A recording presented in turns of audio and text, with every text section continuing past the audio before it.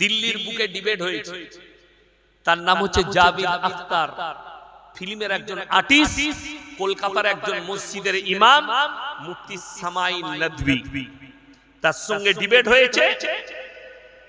তার এই ডিবেটের পরে 12 ঘন্টার ভেতরে 20,000 লোক ইসলাম কবুল করেছে। জোরে বলুন সুবহানাল্লাহ। 20,000 লোক এই ডিবেটের পরে। কেন? মুফতি সাহেব প্রমাণ করিয়েছেন আল্লাহ হ্যায়, রব হ্যায়, আর পৃথিবীতে সৃষ্টিকর্তা ছাড়া এই পৃথিবী পরিচালিত হতে পারে না। জোরে বলুন সুবহানাল্লাহ। 20,000 লোক ইসলাম কবুল করেছে। এরপরে আপনি এদিকে কি করে গুনতিতে ধরছেন? আপনি এটা বাদ দেন। স্বামী বিবেকানন্দ, যার ছবিটা স্কুল কলেজ ইউনিভার্সিটি হেডমাস্টারের মাথার উপরে টাঙানো থাকে, ঠিক কিনা? তিনি আমেরিকার শিকাগো শহরে দাঁড়িয়ে বললেন, পৃথিবীতে যদি আমি কেউ কি মহামানব মনে করি, তিনি হচ্ছেন একমাত্র হযরত মুহাম্মদ মুস্তাফা। সকলে জোরে বলুন সাল্লাল্লাহু আলাইহি ওয়াসাল্লাম। স্বামী বিবেকানন্দের পিসাবের যোগ্য হবে না অসীম সরকার। ঠিক বললাম না? বললাম। আমি চ্যালেঞ্জ করে বললাম, স্বামী বিবেকানন্দের পিসাবে যেটা ছিল অসীম সরকারের ব্রেনে সেটা নেই। স্বামী বিবেকানন্দের পিসাবে পায়খানায় যেটা আছে নুপুর শর্মার ব্রেনে সেটা নেই। তো আপনি স্বামী বিবেকানন্দের মতো মহাপুরুষকে মানবেন না এর মতো ছেঁচড় চোট চামারকে মানবেন? আপনার বিচার। আমি তো এদিকে মানি না, আমি স্বামী বিবেকানন্দকে ভালোবাসি। রাজা রামমোহন রায়, কবিগুরু রবীন্দ্রনাথ ঠাকুর, তিনি সকালবেলায় উঠে ফজরের পরে খালি পেটে কি খেতেন জানেন? খেজুর। তাকে তার শিষ্য জিজ্ঞেস করলো, স্যার আপনি খালি পেটে খেজুর খাচ্ছেন? আরে তোদের জানা নেই, পৃথিবীর যিনি মহামানব তিনি বলেছেন খেজুর খেলে শরীর মজবুত থাকে, সুস্থ থাকে, তিনি হচ্ছেন মুহাম্মদ সাল্লাল্লাহু আলাইহি সাল্লাম। জোরে বলুন সুবহানাল্লাহ। তো যে কবিগুরু রবীন্দ্রনাথ ঠাকুর যিনি বিশ্বকবি, সেই কবি যদি নবীজির সুন্নত পালন করে, এই ছেঁচড় দিকে আর গুনতিতে রাখা যাবে? এদিকে আমি গুনতিতে রাখি। এগুলো ছেঁচড়, ছোট লোক, অমানুষ, এদের কোনো মূল্য নাই সমাজে। খোঁজ নিয়ে দেখুন। আপনাকে এটাও বলে দিচ্ছি, শিক্ষিত হিন্দু ভাই, শিক্ষিত দলিত ভাই, এরা কেউ মুহাম্মদ সাল্লাল্লাহু আলাইহি সাল্লামকে গালি দেয়। যাদের ভেতরে বিদ্যা আছে, যাদের ভেতরে বিদ্যা নেই, যাদের ভেতরে জ্ঞান নেই, এই ধরনের কটা গোবরখোর মুতখোর নবীজিকে গালি দিচ্ছে। এদিকে আপনি গুনতিতে নেবেন, এরা ইসলামকে গালি দিচ্ছে। অনেক হিন্দু ভাই আপনার উপরে ভালো মনোভাব রাখে, মুহাম্মদ সাল্লাল্লাহু আলাইহি সাল্লামকে ভালোবাসে। খোঁজ নিয়ে দেখুন। উত্তরপ্রদেশে আখলেস যাদবের দলে একজন অ্যাঙ্কার আছে, এমএলএ আছে, তিনি বলছেন मोहम्मद सल्लल्लाहु अलैहि वसल्लम हमारे आंखों के सामने सबसे बड़ा महामानव,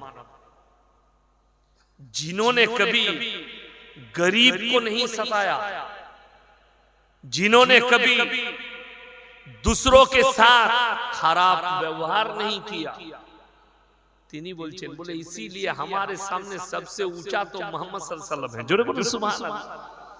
এদের মতো কত হিন্দু ভাই বলছেন।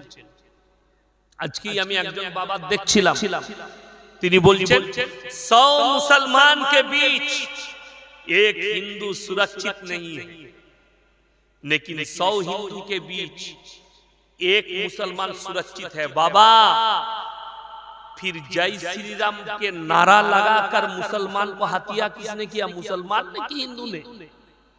কথাটা বুঝতে পেরেছেন না পারেন? ভারতে হচ্ছে না হয়নি মব লিঞ্চিং? উড়িষ্যার মাটিতে নাম জিজ্ঞেস করে যখনই মুসলিম বলছে জয় শ্রীরাম বল, আর তাকে পিটিয়ে হত্যা করা হচ্ছে। আপনাকে দেখিয়ে দেব কয়েকশো মুসলমানকে এই ভারতের মাটিতে মব লিঞ্চিং করা হয়েছে জয় শ্রীরামের নাম নিয়ে। बाबा इंतजार करो हिंदुस्तान के लोगों, मैं 1 हफ्ता के अंदर ऐसे दलील दूंगा तुम लोगों का होश उड़ जाएगा। 1 हफ्ता इंतजार करुन, আপনারা ফলো লাগবেন, আপনাদের কাছে চ্যানেলে পেয়ে যাবেন, মোবাইল খুললে পেয়ে যাবেন।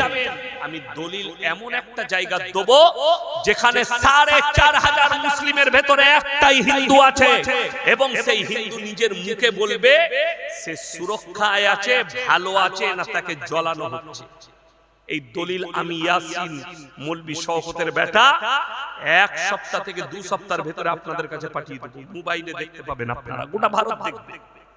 সেই গ্রামটা হচ্ছে আমার গ্রাম। সেই গ্রামটা কোন গ্রাম বললাম? আমার গ্রাম। 4500 মুসলিম বাড়ি, তার ভেতরে একটাই হিন্দু বাড়ি, তাঁতিদের বাড়ি। তাকে জিজ্ঞেস করব, সব ভিডিও করব গোটা বাজারটা। গোটা বাজারে একটাই হিন্দুদের মিষ্টি দোকান, একটাই দোকান, বাকি তাদের কোনো দোকান নেই। সেখানে সে ভালো আছে না তাকে জ্বলানো হচ্ছে? সে চাপে আছে না সে চাপ ছাড়া আছে? আমি উত্তর দেব। আমার বন্ধুগণ, আমার ভাই, আমার বলার, আমি যেখানে বক্তব্যটা দিচ্ছিলাম যে মুহাম্মদ সাল্লাল্লাহু আলাইহি সাল্লামের থেকে দামি লোক পৃথিবীতে আসেনি, কিয়ামতের সকাল পর্যন্ত কেউ আসবে না। এরপর চলুন, আল্লাহর নবী সাল্লাল্লাহু আলাইহি সাল্লাম খবর এলো, হাদিসে আছে, ইয়া রাসূলুল্লাহ, আপনার চাচা যান মৃত্যুর শয্যায় আছে, মারা যাবে।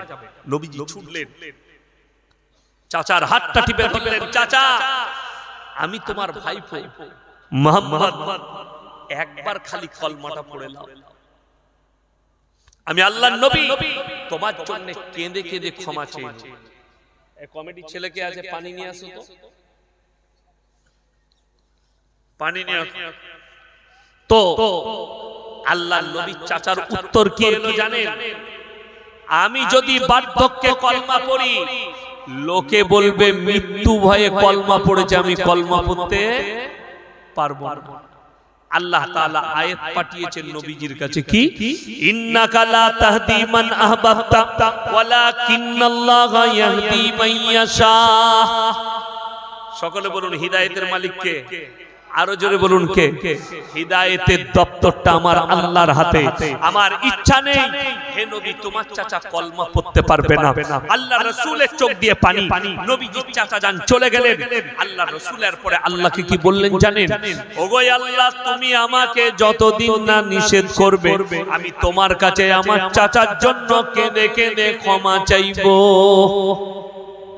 আল্লাহর নবী সাল্লাল্লাহু আলাইহি সাল্লাম চাচা যান চলে গেছেন, কাঁদছেন, আলহামদুলিল্লাহ নবীজি কাঁদছেন, ও আল্লাহ আমার চাচাকে ক্ষমা করে দাও, এটা আমার হিতাকাঙ্ক্ষী চাচা, এটা আমার জানের চাচা, আল্লাহ তুমি ক্ষমা করে দাও। আল্লাহ নবী সাল্লাল্লাহু আলাইহি সাল্লামের চাচা যান তিনি বলেছিলেন, হে আমার ভাইপো মুহাম্মদ, আমি যতদিন বেঁচে আছি তুমি কলমা দাও দাও, তোমার গায়ে কেউ টাচ করতে পারবে না, তুমি ইসলামের প্রচার করো, আমি বেঁচে থাকতে তোমাকে কেউ হাত লাগাতে পারবে না। সেই চাচা কলমা না পড়ে চলে যাচ্ছে, আল্লাহ নবী চোখ দিয়ে পানি, নবীজি কাঁদছেন, আল্লাহকে বললেন আল্লাহ আমার চাচাকে তুমি ক্ষমা করে দাও। আল্লাহর কসম আল্লাহ জিবরিল আমিনকে পাঠালেন, কোরআন নিয়ে পাঠালেন, মা কানা লিন নাবিয়্যি ওয়াল্লাযীনা আমানু আইয়াস্তাগফিরু লিল মুশরিকিন ওয়ালাউ কানু উলি কুরবা। হে আমার নবী শোনো, যারা মুশরিক হয়ে বেঈমান কাফের হয়ে বদ্দিন হয়ে মারা গেছে তাদের জন্য দোয়া করতে পাবে না যদিও তারা তোমাদের নিকটতম আত্মীয় হয়। নবীজি দোয়া বন্ধ হয়ে গেল চাচার জন্য। আল্লাহ নিষেধ করে দিলেন মুশরিক হয়ে বেঈমান কাফের আর বদ্দিন হয়ে মারা গেছে নিকটবর্তী আত্মীয় হলেও দোয়া করতে পাবে না। ইয়াসিন কোন ক্ষেতের মুলি যে তুমি 10,000 টাকা দিবে আর দেশি মুরগি আর বিরিয়ানি পোলাও খাবে? তোমার বাপ জেনে শুনে সুদের উপরে জীবন কাটিয়ে মারা গেছে, হারাম জানার পরে জিদ করে করে পাপ করে মারা গেছে, তোমার আব্বাকে দোয়া করে ইয়াসিন জান্নাতে দিবে? তোমার বিবেককে জিজ্ঞেস করো, হয় তোমার বুদ্ধি হারিয়ে গেছে, তা না হলে তুমি বিবেকহীন হয়ে গেছো। আমার বন্ধুগণ, এটা একটা গেল। পৃথিবীর বুকে এই আসমানের নিচে জমিনের উপরে আল্লাহ যতগুলো নবী পয়গম্বর পাঠিয়েছেন সব থেকে বেশি দিন যিনি তাবলীগ করেছেন তিনার নাম হচ্ছে হযরতে নূহ নবী। কোরআনে আছে 950 বছর তাবলীগ করেছেন, জোরে বলুন সুবহানাল্লাহ। তারপরেও মুশরিক কত লোক ঈমান এনেছে? ঈমানদারি বলুন, কোন ব্যক্তি তার সন্তানকে নিয়ে যদি নদীর কিনারায় দাঁড়িয়ে থাকে আর বাচ্চাটা হাত থেকে ফসকে গিয়ে পড়ে যায়, বাপ ঝাঁপ দেবে না দেবে? দেবে। সাঁতার না জানলেও বাপ ঝাঁপ দেবে, যেহেতু পিতৃস্নেহ সন্তানকে বাঁচাতে হবে, এমন অবস্থায় বাপ ঝাঁপ দেবে। নূহ নবী বললে, হে আমার কওম, আমি তোমাদের কাছে বিনীত অনুরোধ জানাচ্ছি, তোমরা আমার আল্লাহকে বিশ্বাস করো, আমাকে নবী হিসাবে মেনে নাও। তার কম এমনকি তার সন্তান কিনান বললে, কেন? যদি তোমাকে না মানি তোমার আল্লাহ কি করবে? বলে, আমার আল্লাহ তোমাদেরকে কঠিন আযাবে মুবতালা করবে। বলে, কি আযাব? মুষলধারার বৃষ্টি দিয়ে তোমাদেরকে বন্যায় ডুবিয়ে দেওয়া হবে। নূহ নবীর ছেলে কিনান আল্লাহকে চ্যালেঞ্জ ছুড়ে দিল, তোমার আল্লাহকে বলো, তোমার আল্লাহ যদি বন্যা দেয় এমন উঁচু জায়গায় চলে যাব যেখানে তোমার আল্লাহর পানি পৌঁছাবে না। বলুন নাউজুবিল্লাহ। কাকে চ্যালেঞ্জ? আল্লাহকে চ্যালেঞ্জ ছুড়ে দিল।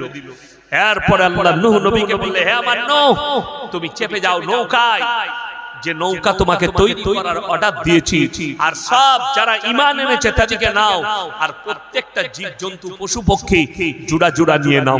মুফাসসিরিনরা লিখছেন, তাফসীরের কিতাবে আছে, মুফাসসিরিনরা লিখেছেন, ব্যাখ্যাকারীরা লিখেছেন, পৃথিবীর বুকে সব থেকে বড় প্রলয় ঘটেছিল নূহ নবীর জামানায়। অত বড় বন্যা পৃথিবীর বুকে আজকে তারিখ পর্যন্ত এখনো ঘটেনি, ওই একবারই ঘটেছিল নূহ নবীর জামানায়। মুফাসসিরিন লিখছেন 1200 থেকে 1250 ফুট উপরে সমুদ্রের পানিকে আল্লাহ তুলে দিয়েছিলেন, গোটা পৃথিবী ডুবে গেছে। নূহ নবী নৌকার উপরে মুষলধারার বৃষ্টি শুরু হলো, সমুদ্রের পানিকে তুলে দেওয়া হলো।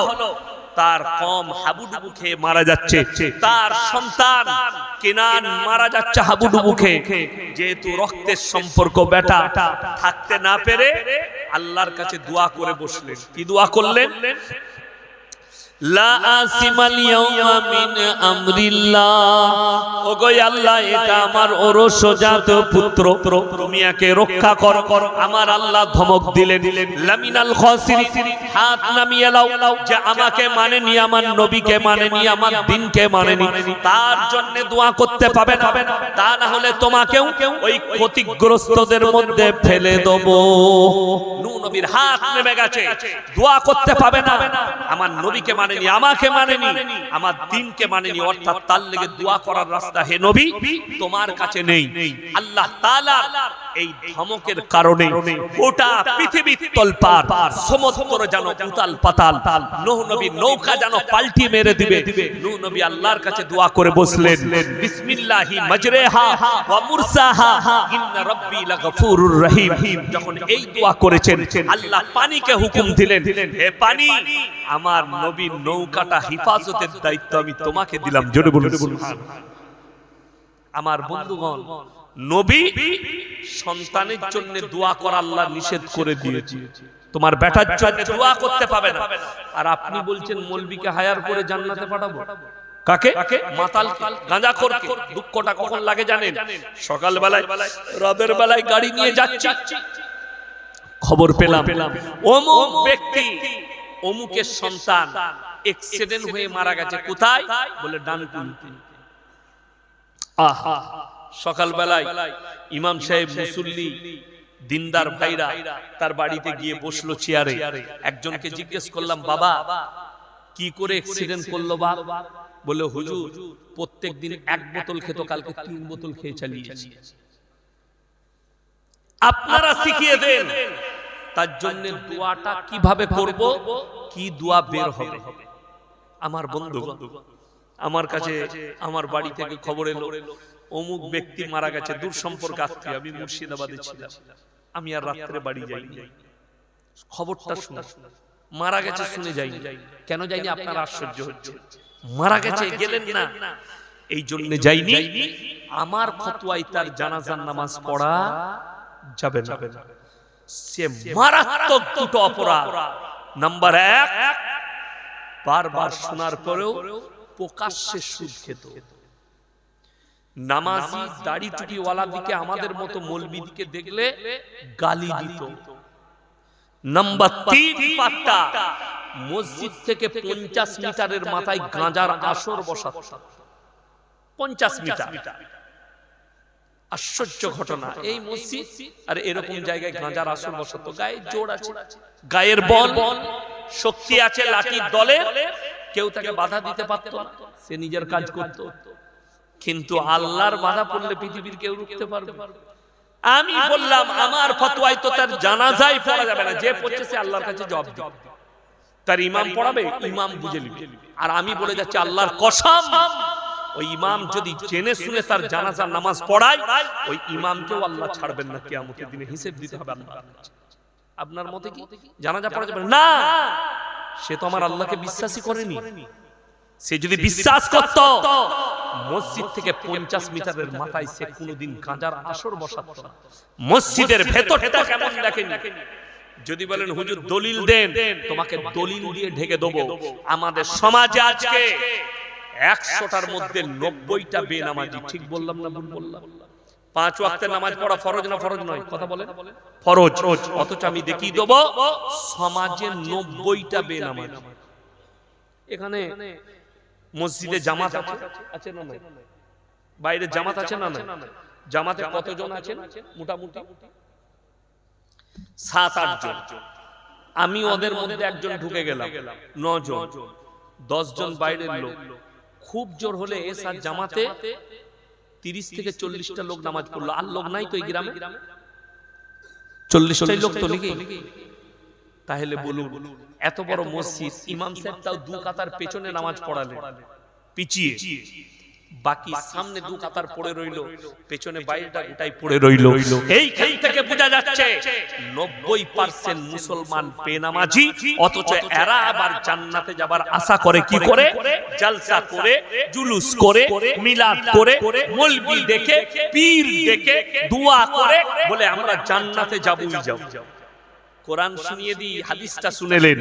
রাসূল সাল্লাল্লাহু আলাইহি সাল্লাম বললেন, যারা আমার মুসলমান ভাই মা বোন আছেন, যার নামাজ নেই তার মধ্যে ইসলাম নেই। এটা রাসূলের হাদিস। যার নামাজ নেই তার মধ্যে ইসলাম নেই। অনেকজন বলবেন হুজুর নামাজে কি ফায়দা? আমি বলবো না, কোরআন বলেছে, আমরা মৌলবীরা নই। কোরআন বলেছে ইন্নাস সালাতা তানহা আনিল ফাহশাই ওয়াল মুনকার। নিশ্চয়ই নামাজ এমন একটা ইবাদত, মানুষ যখন নামাজ পড়ে ভালো খারাপ কাজ থেকে সরিয়ে নামাজটা দিকে ভালো কাজের দিকে নিয়ে যায়। আমার বন্ধুগণ, আমার ভাই, আমাদের দেশে 3টে কোয়ালিটির নামাজি আছে। কটা বললাম? কথা বলে না কটা? 3টে। একটা হচ্ছে 5 ওয়াক্তের নামাজি, একটা হচ্ছে জুম্মার নামাজি, আর একটা হচ্ছে ঈদ আর বকরা ঈদের নামাজি।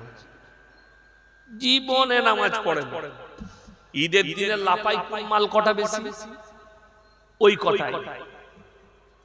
পেছনের কাতারে যাবে, গলায় লাল তোয়ালি, সাদা লুঙ্গি, সাদা জামা, আর গোলাপ পাথর নাইলে ফ্যান্টুসিয়া, আর পেছনে কাতারে নিয়তটা বলে দিন তো। নিয়ত নিয়ে কি করবি বে? দরুদ শরীফ জানে না, আত্তাহিয়াতু জানে না, দুআয়ে মাসুরা জানে না, রুকু সিজদা তাসবিহ জানে না। আমি যেখানে নামাজ পড়াই 20,000 লোক নামাজ পড়ে, আমাকে এসে একজন কানে কানে বলছে হুজুর নিয়তটা বলবেন। আমি মোটেই বলবো না, কি করবি তুই বল আমার। বলছে কেন? আমি নিয়ত বলে লাভ। আচ্ছা, যে 5 ওয়াক্তের নামাজি তাকে নিয়ত বলতে হবে? কার লেগে বলবো আমি? যে জীবনে নামাজ পড়ে না তার লেগে নিয়ত বলবে? যে ইমাম নিয়ত বলবে ঈদগাহ বকরা ঈদে, আল্লাহর কাছে হিসাব দিতে হবে তাকে। কার লেগে নিয়ত বলছেন আপনি? কার জন্য নিয়ত বলতে যাচ্ছেন মাইকে? যে জীবনে আসবে না, যে জোহরের পর থেকে আর নাই, আবার আগামী বছরে দেখা করবে ঈদগাহ। গলায় লাল তোয়ালি, তোয়ালিটা কার? শ্বশুর দিয়েছে। জামাটা কার? শ্বশুরের। ভেতরে গেঞ্জি কার? শ্বশুরের। জাঙ্গিয়া কার? শ্বশুরের। লুঙ্গি কার? শ্বশুরের। জুতো কার? শ্বশুরের। বলে তোর কি? বলে ন্যাংটো লোকটা খালি আমি দিয়ে ও জান্নাতে যাবে। হারামখোর 25 রমজান থেকে বউকে খুঁচাচ্ছে, এই ফুন্ডো লাগা, এই ফুন্ডো কো? বলে কেন? ফুন্ডো করবি? ঈদি এলো না, ঈদি ঈদি লিবে ও ঈদি। অনেকজন আবার শ্বশুর ঘর যায় ঈদের দিনে সালামি নিতে, তো সালাম বার করবে কবরে যা হারাম। সালামি নিতে জীবনে নামাজ পড়ে না, শাশুড়ি সালামি নিবে। একটা লুঙ্গি কিনার মুরাদ নেই, একটা জামা কিনার মুরাদ নেই, আর বলছে আমি মরদ। তুই হিজড়ে হিজড়ে, তোর থেকে হিজড়ে অনেক ভালো, ভিক মেঙে খায়, আর তুই শাশুড়ির কাছে মেঙে খাস। কথাটা বুঝতে পেরেছেন না পারেননি? হিজড়ে এর থেকে অনেক ভালো রাস্তায় হাত পাতে। এই আমি কুন্টলটাই, এই আপনাদের এখানে এই ব্রিজের উপরে টোলটা, বালি ব্রিজ, তো একজন হিজড়ে এলো, গেটটা আমি 10 টাকা দিলাম, হাত পা দিল, আমাকে বলে আসসালামু আলাইকুম বলি, বলে হুজুর আপনার বয়ান শুনি। আমরা বয়ান শুনে কি হবে, নামাজ পড় কি হইল। যাই হোক, ওই হিজড়েটার অনেক মূল্য আছে তার থেকে যে শ্বশুর শাশুড়ির কাছে হাত পাতে, অনেক মূল্য বেশি তার। যদি বলেন হুজুর তাহলে কি করব, তোর যদি যোগ্যতা না থাকে মালগুলো চেঁচে দিয়ে একটা শাড়ি পরে খালি তালি মারগা ওখানে নিউ টাউনে বাজার, অনেক টাকা পাবি, ওটাই লাভ আছে, ওটা গুনাহ নাই, কিন্তু এটাই গুনাহ আছে, এটা হারাম। আমার বন্ধুগণ, আমার বলার উদ্দেশ্য, আর একটা দল আছে তারা তো নামাজই পড়ে না, তাদের ফুটানি চায়ের দোকানে ইমাম সাহেব গেছে, আলেমরা গেছে, বসেছে, এইরকম আলেম মানুষ বলছে ভাই তোমাকে তো অনেক দিন থেকে দেখছি তুমি মুসলিম ভাই নামাজ পড়ো না কেন? হুজুর নামাজ পড়ে কি নামাজ না পড়তে পারি, আপনাদের থেকে আমার ঈমানটা ভালো আছে, এরকম মাল আছে না? সাথী ভাইরা দাউদ দিলে বলে নামাজ না পড়তে পারি, ঈমানটা আমার তোমার থেকে অনেক ভালো। অনেকজন দেখবেন বলে মসজিদে যেয়ে কি করব, জুম্মা দিনে নামাজ পড়তে গেলাম, মুসল্লিরা জুতো চুরি করলে হারাম কর, মুসল্লিরা চোর। বলছে মুসল্লিরা জুতো চুরি করেছে, কে বললে মুসল্লি চোর? নামাজি চোর নয়, চোর নামাজি সেজে যায়। আলেম কখনো ধর্ষক নয়, ধর্ষক আলেম সেজে যায়। মোবাইলটা খুলে খুলে দেখাবো আমি। 1 মাস আগে আমি বক্তব্য দিয়েছি, আমাদের দেশে দুর্নীতি চলছে ইসলামের নাম নিয়ে, কিছু দাড়ি টুপিওয়ালা লোক দুর্নীতি করছে, আর লোকরা মনে করছে এই মৌলবীরা করছে এই কাজটা, কিন্তু আমাদের সমাজের লোক তো মৌলবী চিনে না, টুপি আছে, দাড়ি আছে, লম্বা জামা আছে বলে এটা হুজুর। কে বললো তোকে এটা হুজুর? আপনাদের এখানে যারা ঘরে ঘরে গাই ধুয়ে বেড়ায় ওদিকে কি বলে? গয়লা। ভোরের বেলায় একটা গয়লা গাই ধোয়াতে গেছে একজনের বাড়িতে, একটু অন্ধকার পাড়া আছে, এখন শীতকালে দেখবেন 5টার সময় অন্ধকার থাকে, 5:30টায়, তো সে গেছে অন্ধকারে, সে গাই মনে করে এড়ে গরুটাকে ধোয়াতে গেছে, মেরেছে লাত, তখন দেখছে এটা এড়ে গরু। কেন? মুখটা গায়ের মতন, মালটা কিন্তু এড়ে। এই মৌলবি গোছের অনেক মাল বেরিয়ে গেছে। কি বয়ান করেছি আমি, আপনারাও দেখতে পাবেন। মারুতি ভ্যান কিনেছে, 2টো মাইক টাঙিয়ে দিয়েছে, দিয়ে মাদ্রাসা মসজিদের নাম করে আদায় করে বেড়াচ্ছে রাস্তা ঘাটে বাজারে।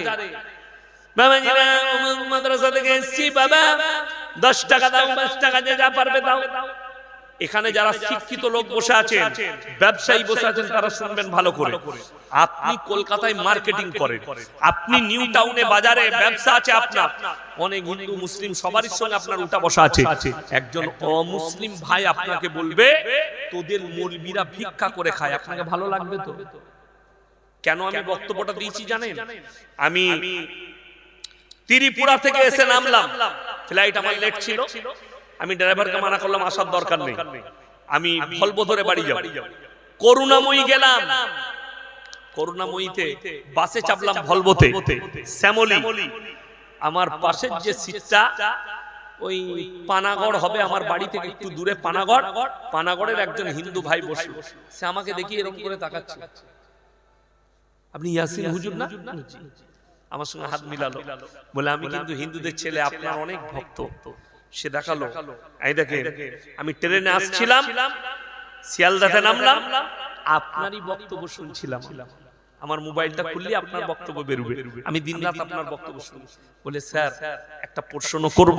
আপনি করুন, অসুবিধা নেই, আপনি বলুন।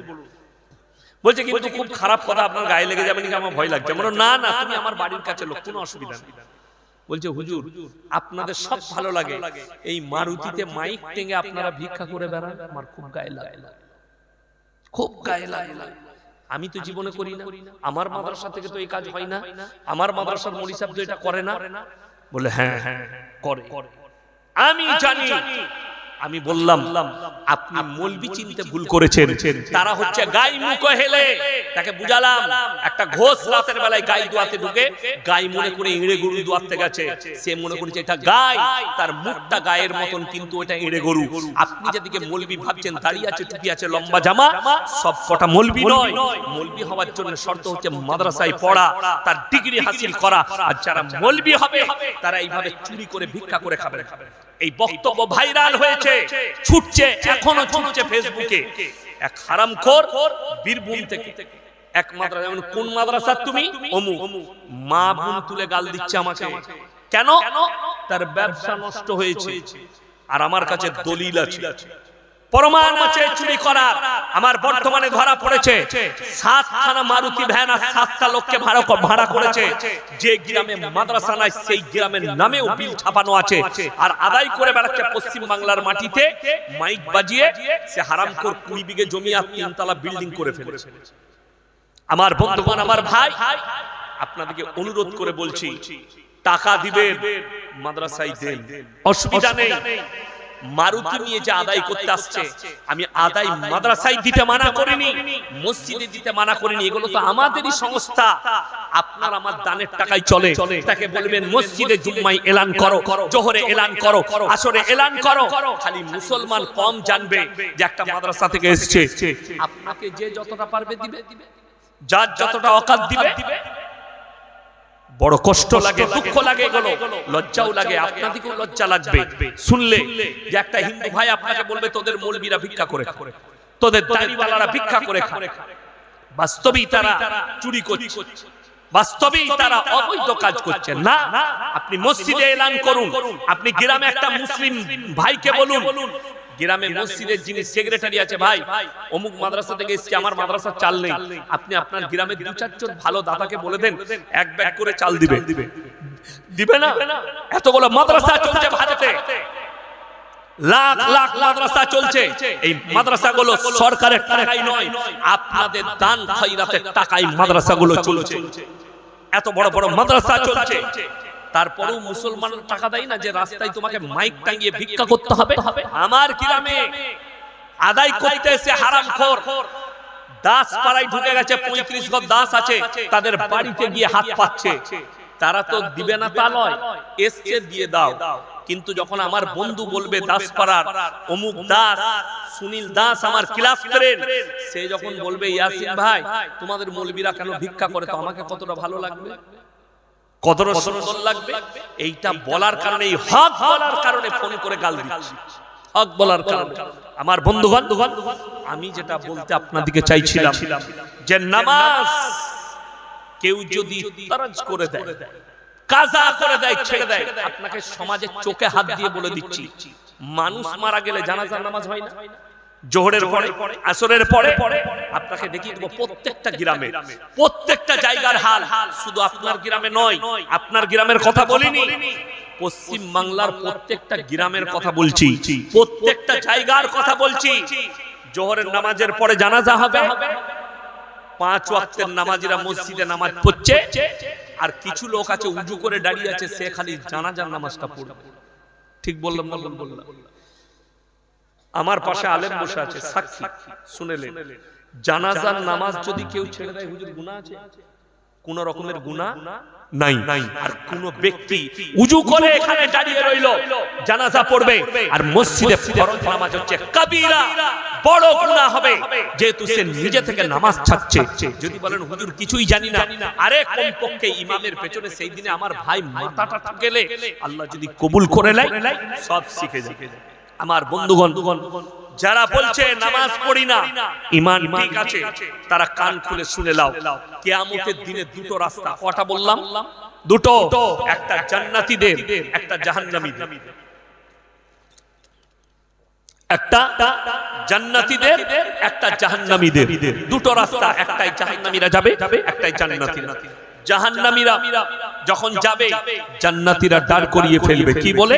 ফি জান্নাতি ইয়াতাসাআলুনা আনিল মুজরিমিনা মা সালাকাকুম ফি সাকার। এই জাহান্নামী ভাইরা দাঁড়াও, তোমরা কেন আজকে সাকার নামক জাহান্নামে প্রবেশ করছো? তারা এক নম্বর উত্তর দেবে, ক্বালু লাম নাকু মিনাল মুসাল্লিন, আমরা নামাজি মুসল্লিদের মধ্যে ছিলাম না, ওয়ালাম নাকু নুতিমুল মিসকিন, আর আমরা মিসকিনকে খানা খাওয়াইতাম না, তাই আল্লাহ আমাদেরকে জাহান্নামে পাঠিয়েছেন। ওয়া কুননা নাখুদু মাল খাইদিন, আর দাড়ি টুপি নামাজি মুসল্লিদিকে দেখে হাসি ঠাট্টা বিদ্রুপ করত, তাদের সঙ্গে সাথ দিতাম, তাই আল্লাহ আমাদেরকে জাহান্নামে পাঠিয়েছেন। ওয়া কুননা নাখুদু মাল খাইদিন ওয়া কুননা নুকাজ্জিবু বিয়াউমিদ্দিন, আর আমরা বিচারের দিবসকে মিথ্যা বলে মনে করিতাম, তাই আল্লাহ আমাদেরকে জাহান্নামে পাঠিয়েছেন।